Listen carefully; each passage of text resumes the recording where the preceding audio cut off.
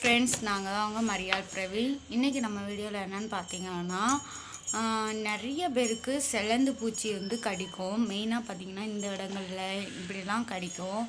நம்ம வீட்லேயும் அப்படி தான். ஸோ நேற்று வீடியோ போடாத மெயின் ரீசன் அதான். என்ன ரீசன் அப்படின்னு பார்த்திங்கன்னா, பாப்பாவுக்கு வந்து பார்த்திங்கன்னா சிலந்தி பூச்சி வந்து கடிச்சிருந்துச்சு இந்த இடத்துல. அது வந்து சின்னதாக இருந்துச்சு. ஃபஸ்ட்டு நான் ஏதோ சின்னதாக கிள்ளி வச்சுருப்பா அப்படின்னு நான் நினச்சேன்.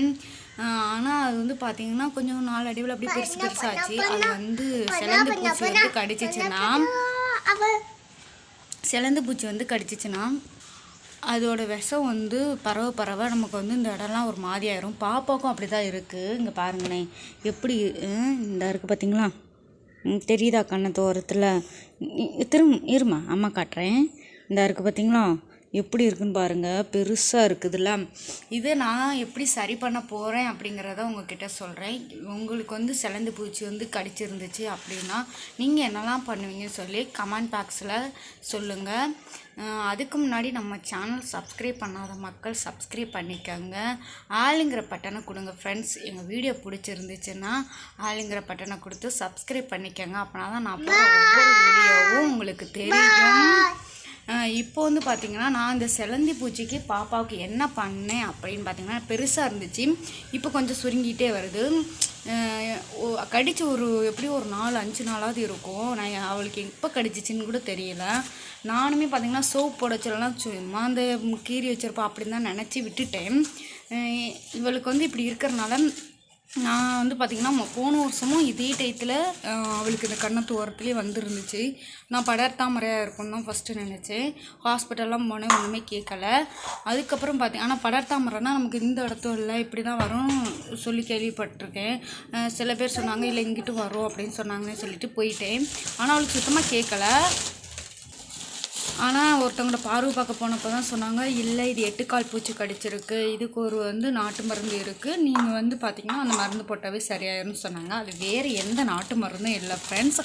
நம்ம வீட்டில் வந்து எல்லார் வீட்லேயுமே நிற்கும், கண்டிப்பாக நிற்கும் ஒரு செடி. அது என்ன செடின்னு பார்த்தீங்கன்னா துளசி செடி. அதாவது கருந்துளசின்னு சொல்லுவாங்களா இல்லை அது பச்சை துளசின்னு சொல்லுவாங்களான்னு தெரியல. ஸோ நான் அந்த செடியை உங்களுக்கு காட்டுறேன். அதை மட்டும்தான் எடுத்து பாப்பா கன்னத்தில் போட்டேன். இப்போ 2 நாளாக போட்டுக்கிட்டே வரேன். கொஞ்சம் ஓரளவு பரவாயில்ல. பாப்பாவுக்கு அது வந்து அந்த இது போட்டு வர ஒருபடியாக சுள்ளு பிடிக்குமா என்னன்னு தெரியல. ஆமாம் இது ஒரு மாதிரியாக இருக்குமா அப்படின்னு மட்டும் சொல்லுவாள்.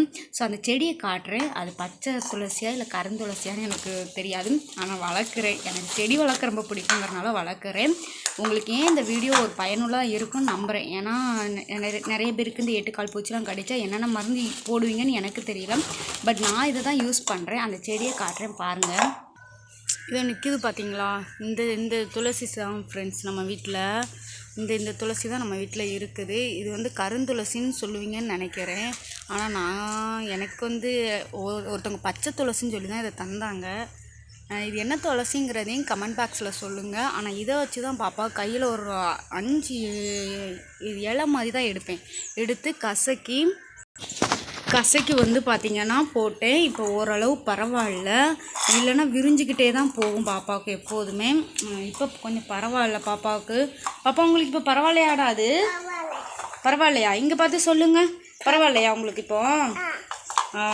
அதான் அவளுக்கு கொஞ்சம் பரவாயில்ல. அந்த இது இல்லைன்னா அவள் எப்போ பார்த்தாலும் அதை இப்படி பிடிச்சிக்கிட்டே இருப்பாள்.